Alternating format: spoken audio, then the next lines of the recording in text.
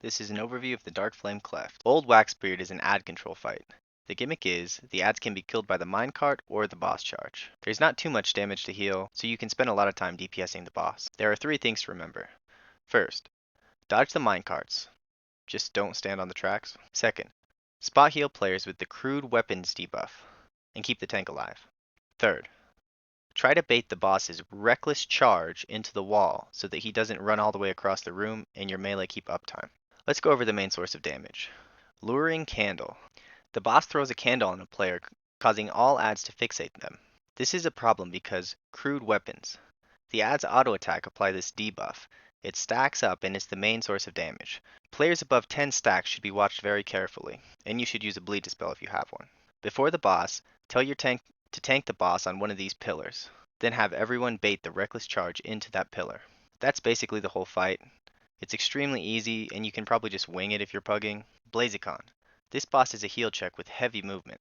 The gimmick of this fight is that there's these candles surrounding the boss. They need to either be lit or extinguished in order to give you a place to stand. Wicklighter Barrage. This is the ability to light the candles on the edge of the room. It spawns circles under every player. You can dodge this. At least one player needs to light a candle on the edge of the room for the next ability. And Kindling Inferno. This is a large dot that burns the ground everywhere except where the candles are lit. It's dodgeable.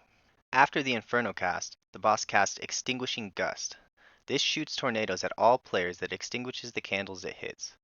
You need to try to blow out some of the candles by baiting the gust towards the candle, because you need to have at least one candle extinguished for the next ability. Incite Flames. The boss burns the ground where all the candles are lit, and there's a safe spot where the candles are extinguished. You need to be at the safe place where the candle has no flame to avoid the puddle all over the floor. That's the 4 ability cycle. After this cycle, the boss extinguishes all the flames with Dousing Breath, and that does a big chunk of damage. Then the cycle starts again. Now that we understand the fight mechanics, there's a lot of healing. Let's try to focus on the 2 most dangerous abilities. Enkindling Inferno. This is the main healer check. It occurs 15 seconds into the fight, and then every 30 seconds after that. Try to plan your cooldowns around this. Dousing Breath. This is the end of the cycle that blows out all the candles, and it's a big burst of raid damage. It occurs 15 seconds in between the Enkindling Infernos. You should have 10 seconds to heal the group up when this happens, so try not to panic and blow your cooldowns. Try to maintain discipline and keep your cooldowns ready for the next Enkindling Inferno, because it's only 15 seconds away.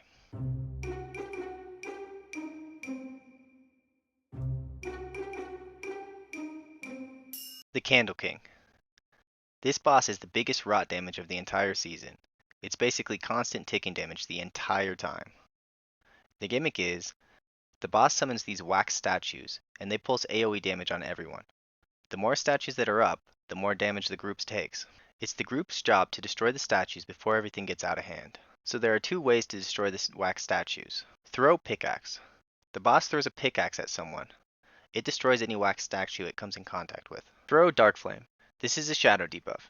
3 players get the debuff and they need to run onto a statue before it expires. When it expires, it destroys the wax statues. You get 1 pickaxe and 3 purple circles to destroy the molds, before the boss summons more statues. Eerie Molds. This is the main damage ability. Each statue deals raid damage every 2 seconds while they're up. The boss summons these guys every 22 seconds. Virtually all damage of the fight comes from these wax statues. Spread your healing cooldowns out over the course of the fight. Minor abilities. Paranoid Mind. This is a 2.5 second cast that can be kicked. If you don't kick, it fears all players for 4 seconds. With the rot damage, that's probably a death sentence.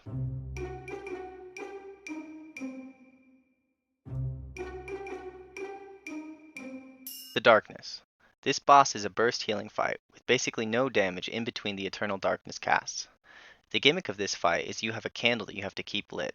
It slowly drains power, and you have to refill the candle by bringing flames into the main candle. This is a healer job because you basically have 50 seconds of downtime in between each big burst of damage. Eternal Darkness. This is that big damage.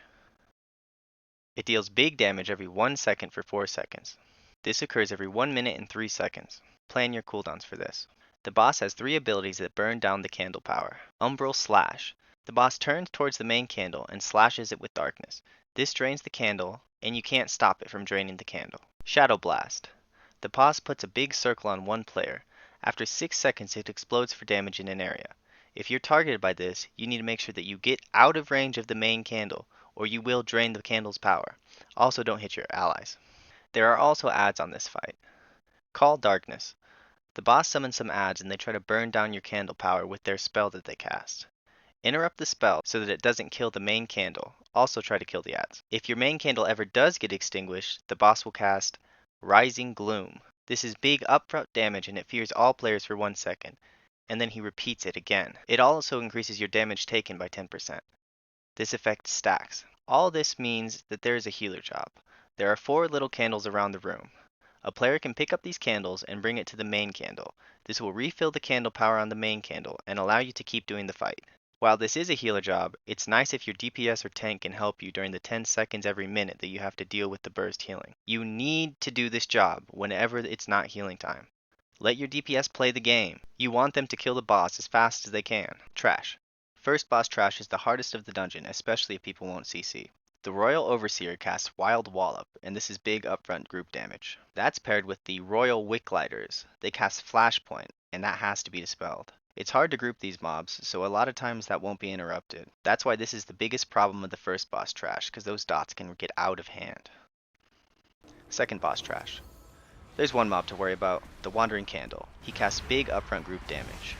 Try to make sure that your group is above 80% during this part of the dungeon, so that they can survive the hit. Fourth boss trash. There's one mob to worry about here. It's called the Corridor Creepers. They mess your tank up. Honestly, I'd be surprised if the meta routes include this guy.